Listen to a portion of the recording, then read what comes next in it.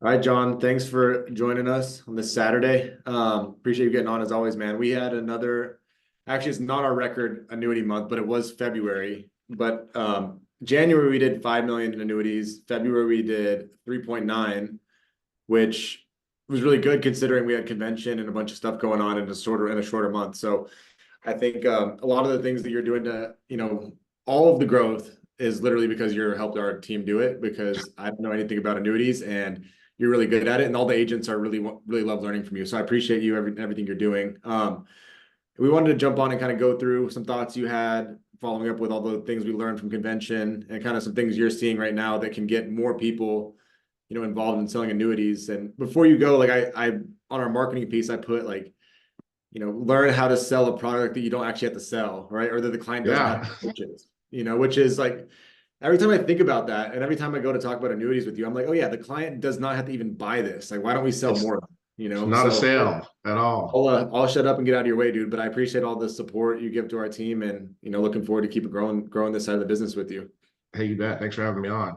That's so true though. There's nothing that's considered, it's not even technically considered a sale when the person comes away with more than what they came with. They're not actually, not only are they not buying anything, they get more. They leave with more money than they came with. So they're definitely not buying anything.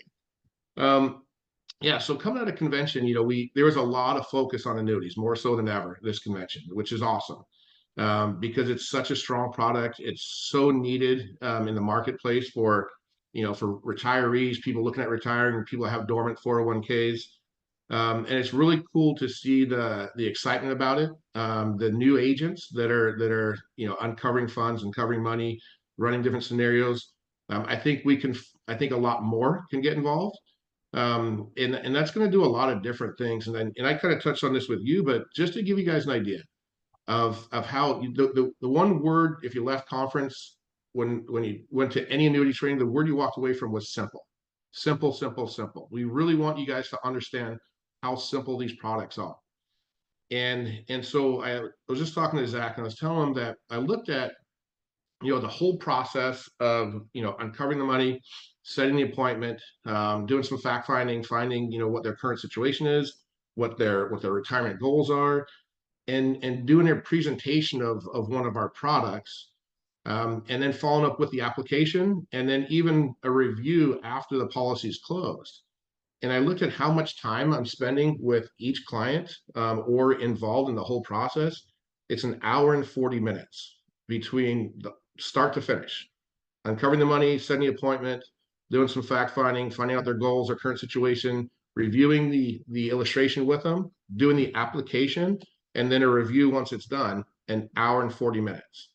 And these are some of the checks from new agents that have gone out in the last, either going out tomorrow or gone out in the last week.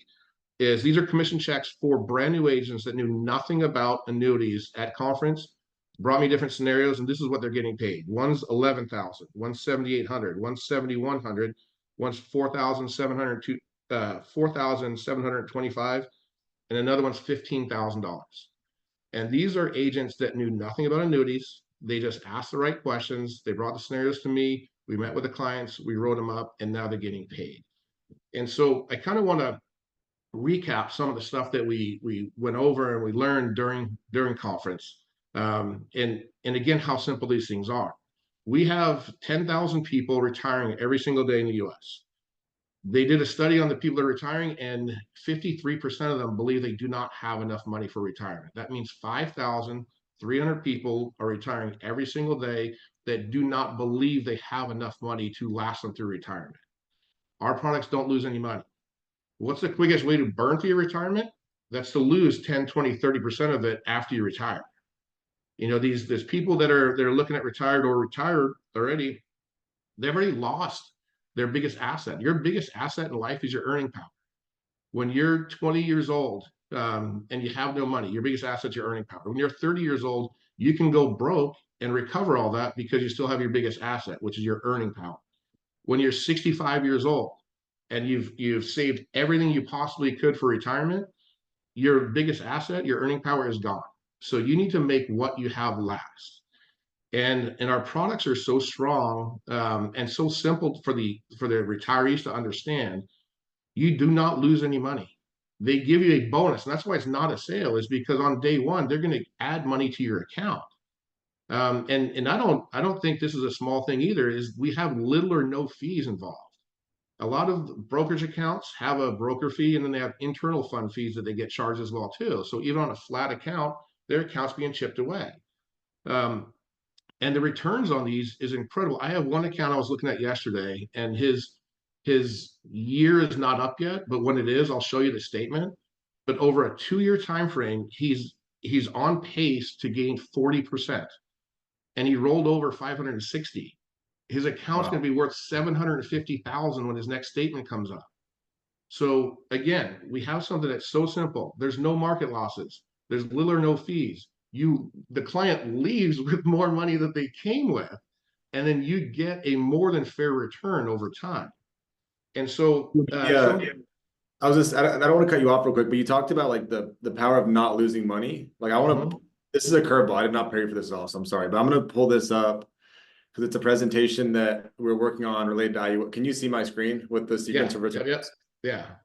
So it's something we're working on related to like IUL training stuff too, but you mentioned like the power of zero Yeah. and how important it is to not lose money in retirement, especially when you start taking it out. But like this one on the left and on the right, can you, and I know I'm just throwing it at you right now, right? But like, can you No, I talk know about, these. I use these charts all the time. yeah, like, can you So talk about like how big of a difference it makes, especially like not just if you lose money, but like when you lose money in the yep, sequence, like, how important locking in zero is, where you could, I'll shut up, but this is my favorite graph that kind of hammers this home, I think. 100%. And I actually do use this a lot with people that are a little bit more savvy, but it's great for everyone to understand, right? Yeah. So what this is sequence of returns. And basically what they're saying is that, um, my friends are advisors, so I'm not trying to knock on them whatsoever, but they will show you the average rate of return and project that moving forward and showing how your account should operate, right? And should perform. Your average rate of return has very little impact on how long your money's going to last. The sequence of returns is the biggest factor there. And what that is if you take $100,000 in deposit into one account versus $100,000 deposited into a different account, if you suffer losses in the beginning of account A and you don't suffer losses in account B, but have the same average rate of return, you can burn through your money really quickly after suffering losses. But your other account that you didn't suffer any losses can last forever with the same withdrawals and the same interest rate. Yeah. So and being where we are today, with the markets being at an all-time high, the chances of us seeing some significant losses are pretty high.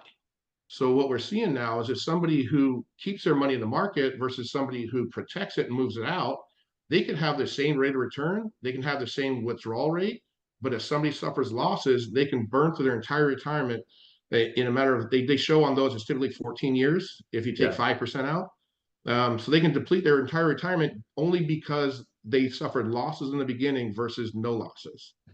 Yeah, it's crazy. I never understood it's still like it, sometimes I forget about the power of locking in that zero is so important because it's like if you go, even simple math, right? Like if you lose 20%, you're at 100,000 and now you're at 80,000, Yeah. gaining 20% does not put you back at 100,000, No, it right? does not even Like that's close. the simplest, that's how I sold because I was not as sophisticated as you, but I like once I understood that, I was like, oh, this is why it's so powerful to have that baseline. And that's all we're Yeah. selling is locking in the baseline, right? Yeah. And if they're taking withdrawals out of that 20% loss, then it's almost impossible to get it all back. You're losing money and you're withdrawing. So it just dives it even further deeper down. So yeah, so sequence of returns is a huge factor on how long money will last. Dude, the other thing I've heard you talk about a lot lately, and I think is really important, is like I think some people get excited and feel like they have to compete with financial advisors and it No. diminishes their confidence, right? And you're like, Yeah. no, this is just a piece of the puzzle. Can you talk about that real quick? Like how we're different Yeah. and why you shouldn't be fighting against, but working with their financial advisor? So it's just different money, it's diversifying everything. Like I was asked at a lock-in recently, how do you show the highest rate of return? And I'm like, you don't. You show the strength in what our product does. And somebody who is a day trader is going to want the highest rate of return. Somebody wants more access to their money. It's not our product. What we're looking for is people who are moderately conservative. They do not want to lose any money, but they also still want to see their account grow. Okay. So we have different products than what advisors do. We're not in a race with them. We're in a different planet than that. We have we have the safety, we have a fair return. Our clientels are more savers than they are investors, so they're a lot less risky. So we don't go toe to toe with advisors. It's not a bad idea for someone to leave a little bit of money with their advisor so they can let that grow and let it go up and down. And then, when it's up, maybe they want to pull some money out of it then, but when it's down, if they have some money over an annuity, that's never going to be down. So then they can pull some money out of here and they just leverage the different products that they have. And so we're not in competition with advisors. We have a separate purpose. We're good for the distribution phase. They're really good for the accumulation phase. They're good for the 20-year-old, 30-year-old, 40-year-old that's putting away for their retirement and then leave some of it, over with them later on. We're more for the people who have accumulated their funds, have calculated what their costs are for the rest of their lives, have an understanding of that, and they know they can't lose any more money. And so that's who our clients are, more savers than they are investors. Yeah, I heard a CEO of an insurance company say this earlier this year, and I think it was like the strongest thing. I was like, I wish I was still selling because I would use it all the time. And he was like, the insurance industry is the only industry where we can provide guarantees to our clients. Like, but they can't say it. If you're an advisor, you can't do that. And if you're a bank or anywhere else, you can't provide the same guarantees you can provide insurance. And we have documentation that uses the word guarantee. They can't even say it, and we can put it in writing. That's a huge deal there. So we do provide guarantees, we do provide safety, but the insurance companies are pretty savvy. In order to get a larger market, they ramped up the way the interest is applied to the accounts. 15 years ago, we didn't have the indexing strategies that we have available now. We didn't have any annuities that grew by 40% over 2 years. Not saying that always happens, but I've seen a couple cases where it has. They didn't grow as much as they do now, and they didn't have the big bonuses they have now. But in order to entice more of the general public, which is what they're doing, they made it more, a little bit more streamlined, a little bit more advanced. Yeah. Last thing, John, is what with some new agents you've seen come in and have success, because I know you've seen some people, you work with people on our team who have been here for less than 90 days still that are selling and have already issued annuities. What have you seen, like the new person that issues an annuity right away do really well that you see other new people not do, or even seasoned agents that don't write annuities not do? So the people that I've seen be successful right out of the gate are the people that look for all the opportunities. Okay. So if you look at, we have such a wide range of agents. We've got 18-year-olds and we've got 60-year-olds, right? So 60-year-olds, even if they're brand new to the industry, they could look at their retirement, look at their wife's retirement and see, if it's a possibility that it might be a right fit for an annuity. You get someone in their 30 or 40s, they can look at their parents and look and see if that's an opportunity. And then you have some of the younger people can look at their grandparents. So a lot of times when I get a call from somebody and they run a scenario by me, a lot of times they'll tell me, oh, that's my mom, that's my dad. But they're always looking for that opportunity. And they may or may not write their mom or dad, but it gives them the exposure to how to put together an illustration, how easy the illustrations are to go over, what are the focus points of the presentation. And then sure enough, if this one didn't work out, they find more money right away because they have that confidence. Yeah. No, I think that exactly what you said, right? So you want to work hard and move fast, but slowing down and paying attention, you don't want to make sure you don't want to step over dollars to pick up pennies, right? As kind of the old expression that people used. And I think that's one thing that was hard for me to learn, John, was to slow down in business and pay attention and observe everything instead of just going, go, go, go. It's like, no, let's take a step back and make sure we're, you love the one you're with, right? Getting everything out of the appointment you have in hand and not rushing to get to the next one so fast. Like I literally remember when we were in the field, dude, like trying to pack everything up and like run out the door. It's like, no, you have one right there and they probably have money you didn't ask them, that you could have gotten referrals. You could have talked to them about IULs put in place. You could have talked to them about their parents. Like you could have gotten a lot more business from that one house if you were just more intentional. And that could have been a client for life because you served them in a lot of ways. If it's just a overnight client one time, they have no reason to stay with you, right? So I think this is a big piece to being a holistic, all around agent for them, right? Well, with annuities too, they're a great referral product because who do retirees hang out with? Other retirees. Yeah.